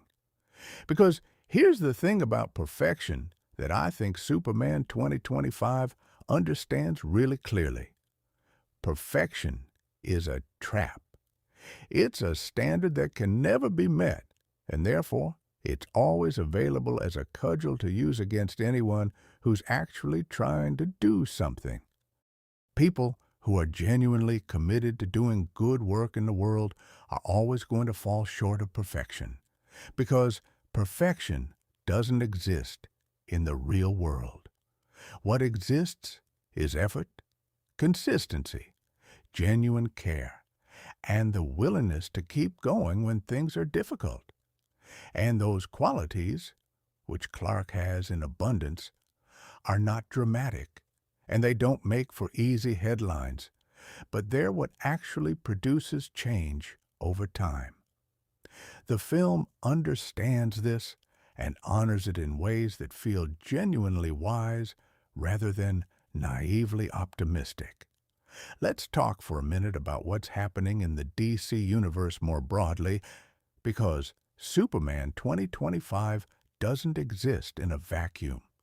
It's the first major piece of a larger creative project, and understanding something about that context enriches the conversation. Gunn and Safran have been pretty open about their plans, and what they're describing is an interconnected universe of DC stories that will span film and television, all sharing a single continuity and building towards something that will unfold over multiple years. Superman is the foundation of that project, not just because he's one of DC's most iconic characters, but because the thematic territory his stories occupy, hope, aspiration, the belief that things can be better, is the right starting point for a universe that wants to feel meaningful rather than just spectacular. What's particularly interesting about Gunn's approach to universe building compared to some earlier attempts at the same thing is the emphasis on coherence of tone and values, rather than just coherence of plot. The various projects in the DC universe, as Gunn has described them, don't all need to be the same kind of story or the same kind of film. They can vary in tone, in genre, in the specific kind of story they're telling. What they share is a set of underlying values, a belief in the importance of character, a commitment to genuine emotional stakes, a willingness to be sincere rather than ironic about the things that matter. That gives the universe coherence even when its individual parts are quite different from each other. That's actually a much more sophisticated approach to universe building than just making sure all the films have the same color grading and reference the same macro plot points. Superman 2025 establishes the emotional temperature of that universe. It says, "This is the kind of stories we tell here. These are the values we bring to our material. This is how we treat our characters and our audience." And if the quality of what follows is anywhere close to the quality of this first film, the DC Universe is going to be a genuinely exciting creative space to inhabit over the coming years. That's not a guarantee. Franchise filmmaking has broken plenty of early promises, but the foundation here is as strong as any similar foundation I can point to. Something else worth discussing is the film's relationship to genre conventions, specifically the ways it plays with and sometimes subverts the expectations that audiences bring to superhero films. Gunn is clearly very familiar with the genre and very aware of its patterns, and he makes deliberate choices about where to honor those patterns and where to deviate from them. The film has all the expected structural elements: an inciting challenge, escalating conflict, a climactic confrontation, a resolution, but within that framework, it makes choices that frequently surprise you.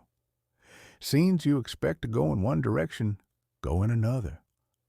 Characters you're prepared to categorize in a certain way turn out to be more complicated than your initial read suggested.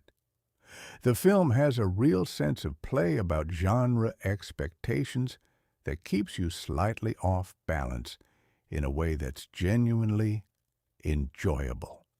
One specific area where this plays out really nicely is in the film's treatment of the Luthor-Superman dynamic, which is one of the most established and codified relationships in superhero storytelling.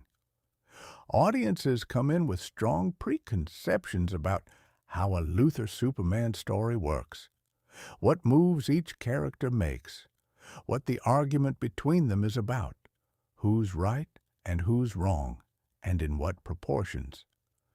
Gunn knows you have those preconceptions, and he uses them. He lets you think you know where the dynamic is going, and then he finds angles and nuances within it that you weren't expecting. The result is that the relationship feels both familiar and fresh. You recognize it as the relationship you know from decades of storytelling, but it's doing things within that familiarity that genuinely catch you off guard. Nicholas Hoult's performance is a big part of why this works. He's made really specific choices about how to play Luthor that distinguish this interpretation from previous ones without simply rejecting what those previous versions established. His Luthor is younger than some interpretations, and that youth matters. There's an energy to him, an almost impatient intensity that feels different from the more patrician, settled confidence of some earlier Luthors. This is a man who is still, on some level, proving himself to the world, to his peers, and maybe most importantly to himself. And that undercurrent of something to prove adds a fascinating dimension to his antagonism toward Superman. Because, on some level, his obsession with Clark's power and what it means is also an obsession with the question of what achievement actually means in a world that contains someone like Superman. If one person can just be born with the ability to do extraordinary things, what does that say about the value of everything Luthor has worked so hard to build and earn? It's a fascinating psychological dimension, and Hoult explores it brilliantly. Now, let's have a proper conversation about the comedy in this film, because I mentioned it before, but I want to give it the dedicated attention it deserves. The humor in Superman 2025 is doing more work than might be immediately obvious. And I think understanding what kind of comedy it is and how it functions in the story enriches the overall picture considerably. First, let's establish what the comedy is not. It's not the kind of desperate, reflexive humor that some superhero films use as a defense mechanism. The quip delivered in the middle of a serious moment that functions as a way of telling the audience not to take things too seriously, to maintain ironic distance from the emotional content. That kind of humor is ultimately a form of dishonesty, a way of hedging against the risk of genuine feeling. Superman 2025 doesn't do that. When something serious is happening, it's allowed to be serious. The humor doesn't intrude to protect you from the emotion. That distinction is really important. What the comedy in this film actually is at its best is character-based humor.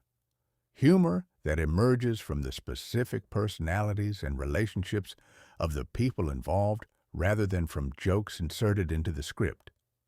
Clark's particular brand of complete, unironic earnestness is inherently funny in certain contexts, not because earnestness is foolish, but because it creates this productive friction with the various forms of cynicism and posturing and self-importance that surround it. When Clark says something completely sincere in a situation where sincerity is unexpected, there's comedy in that. But it's comedy that's also making a point. It's saying, look at how strange, genuine honesty looks in this environment. That's worth laughing about. But it's also worth thinking about. Guy Gardner's comedy operates differently. It's more overtly played for laughs, more consciously performative, but it's still grounded in character. Nathan Fillion understands that Gardner isn't funny because Gunn wrote him funny lines. He's funny because of who Gardner is and how he moves through the world. The arrogance, the absolute unshakable conviction that he is correct and impressive and everyone should know it, the slight obliviousness to how he's coming across. These are character traits that create comedy naturally when placed in the right situations. And Fillion plays it with such committed physicality, such precise comic timing, that you're always laughing with him, even when you're also laughing at him, which is a really fine line to walk. Krypto, as I mentioned earlier, is independently hilarious throughout the film and earns every single laugh he gets without saying a word, which is impressive, really. The team behind his visual realization have done extraordinary work making him feel like a real animal, with real animal logic and real animal reactions to the thoroughly non-animal situations he finds himself in, while also giving him a kind of heroic presence that makes sense given who he is and what he can do. The comedy he generates comes from the contrast between his dogness and his context, which is a reliable comedic formula, but the execution here is sharp enough that it never feels lazy. The relationship between the comedic elements and the more serious material in the film is managed through pacing with real sophistication. Gunn has talked about this in interviews, about the importance of giving the audience emotional variety, of not sustaining any single tone for so long that it becomes numbing. The film breathes. It lets you laugh when there's space to laugh, get serious when the story requires seriousness, finds tender moments in the quieter spaces, and builds to intensity when intensity is appropriate. That rhythmic quality, that sense of a film that knows exactly where it is emotionally at every moment and how to move you from one emotional register to another, is one of the things that marks it as the work of a genuinely accomplished storyteller. I also want to spend a little time on something that rarely gets discussed in the context of superhero films, but that Superman 2025 handles with real thoughtfulness. And that's the question of what heroes owe each other. The relationships between Clark and the other heroes in this film, Gardner, Hawkgirl, Mr. Terrific, aren't simple alliances of convenience. They're complicated by ego and history and different values and different approaches to the work. And the film is honest about those complications while also showing how genuine collaboration can emerge from them when people are willing to extend good faith and be honest about what they bring and what they don't. The dynamic between Clark and Guy Gardner is particularly rich in this regard. Gardner clearly has complicated feelings about Superman. There's admiration there, reluctant and not always acknowledged. But there's also something that functions like competitive resentment, a sense that Superman's existence somehow devalues what Gardner brings to the table. Watching Clark navigate that with patience and without condescension, finding genuine respect for what Gardner offers while not being destabilized by Gardner's provocations, is one of the film's subtler pleasures. And watching Gardner gradually, grudgingly, almost against his own will, develop something like real respect for Clark is quietly satisfying in a way that sneaks up on you. The film also does something interesting with the question of how these heroes communicate and coordinate, or sometimes fail to. There are moments in the film where the lack of a clear hierarchy or established protocol creates genuine problems, where each hero's individual instincts and priorities pull in different directions, and the resulting chaos is both dramatically consequential and lightly comedic. It's a realistic portrayal of what collaboration actually looks like when you bring together very capable, very confident people who haven't yet learned to work together. And it adds texture and credibility to the ensemble dynamics.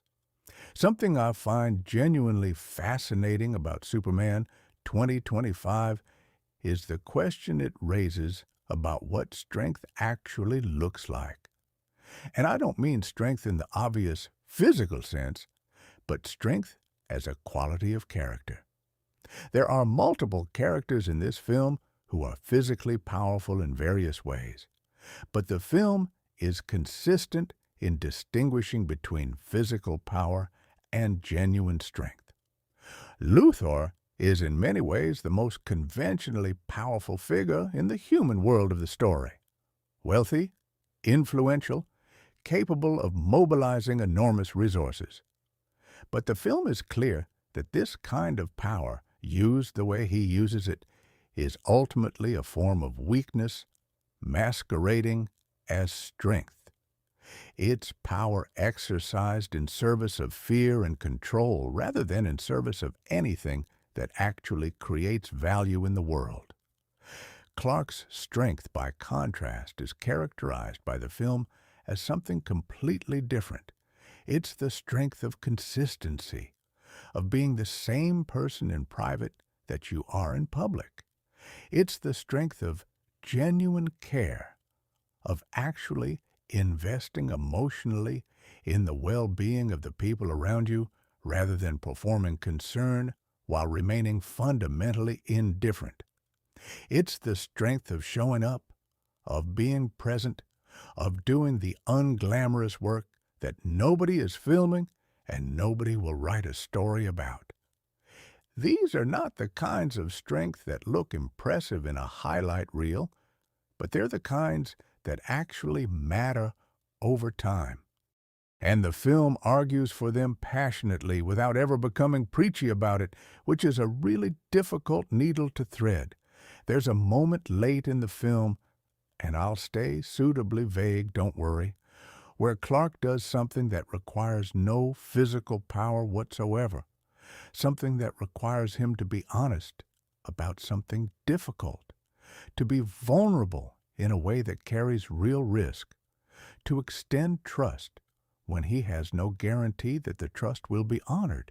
And in the context of this film, in the context of everything we've come to understand about who Clark is and what he values, that moment lands as one of the most genuinely powerful things Superman does in the entire story. Not because it's spectacular, because it's brave in the specific way that human beings actually have to be brave. Not in the face of physical danger, but in the face of uncertainty and the possibility of being hurt. That kind of bravery is what the film ultimately celebrates, and it feels completely right for the character. Let's talk about the score again for a moment, because I want to add something to what we discussed earlier. John Murphy's music for this film has a quality that I think is worth naming specifically, which is that it feels genuinely contemporary without feeling trendy. A lot of blockbuster scores these days fall into one of two traps. They either try to sound timeless in ways that end up sounding generic, or they chase whatever the current sound of prestige filmmaking is in ways that will probably date badly within a decade. Murphy's score avoids both. It has a distinct personality, a warmth and energy that feels specifically right for this story and these characters. And it will probably still sound like itself in 20 years, rather than sounding like a product of a particular moment in film scoring fashion.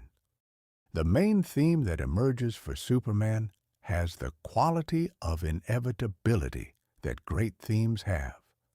The sense that now you've heard it, you can't imagine these images existing with any other music. It earns its emotional weight through structure rather than manipulation, building in ways that feel logical and satisfying rather than just getting louder when the film wants you to feel something. And the quieter musical moments, the themes associated with Clark's more private, more vulnerable self, have a gentleness and restraint that contrasts beautifully with the scale of the more heroic material.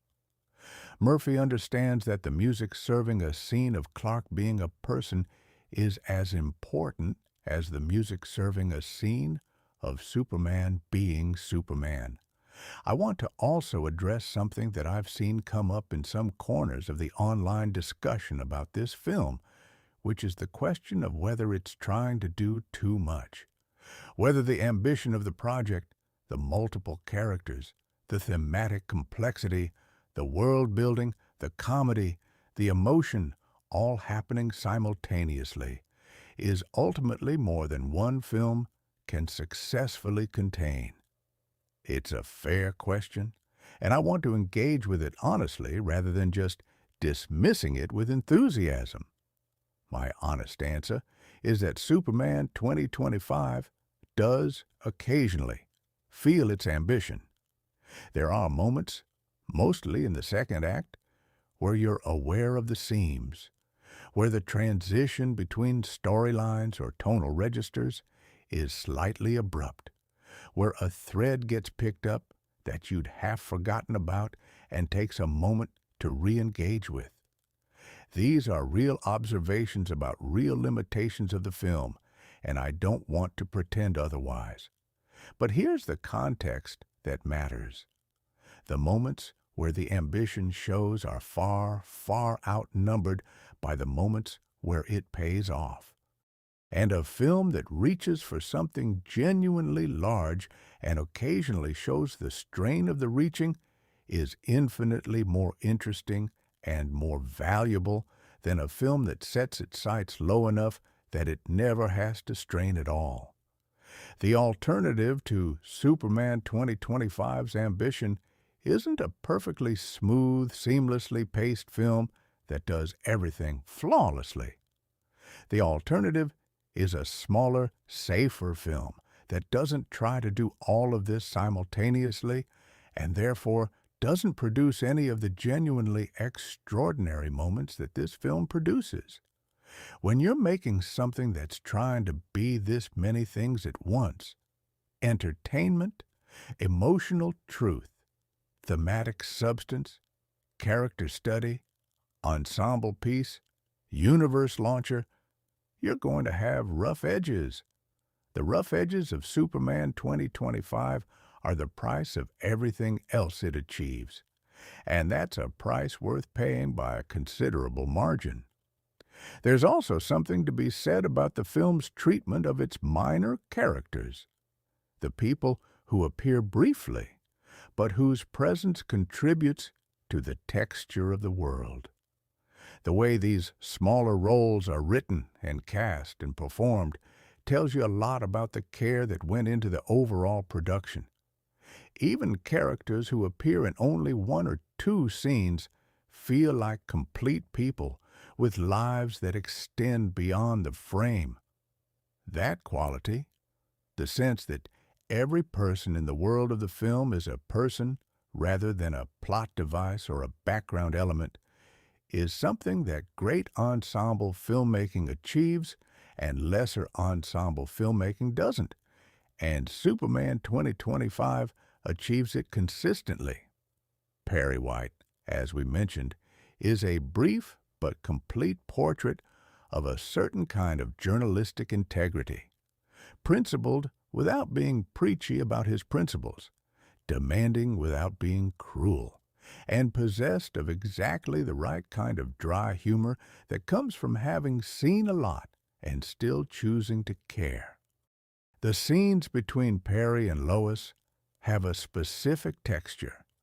The relationship between a mentor and a protege who has long since grown past needing a mentor but still values the relationship.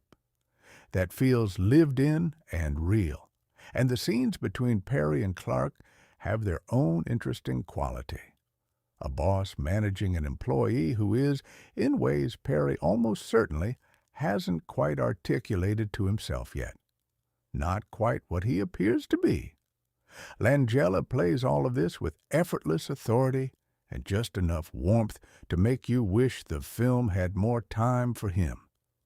And then there are the Metropolis civilians, the people on the streets, in the buildings, going about their lives in the presence of this extraordinary situation.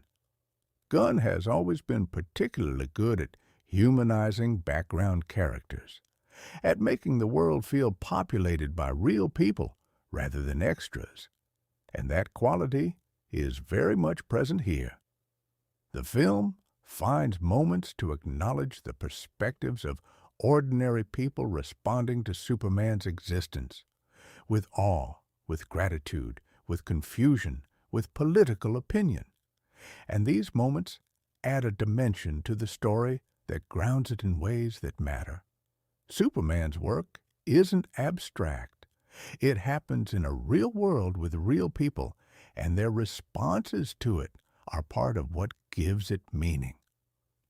Let me wrap up this particular stretch of our conversation by coming back to something fundamental, which is the question of why Superman as a character continues to matter.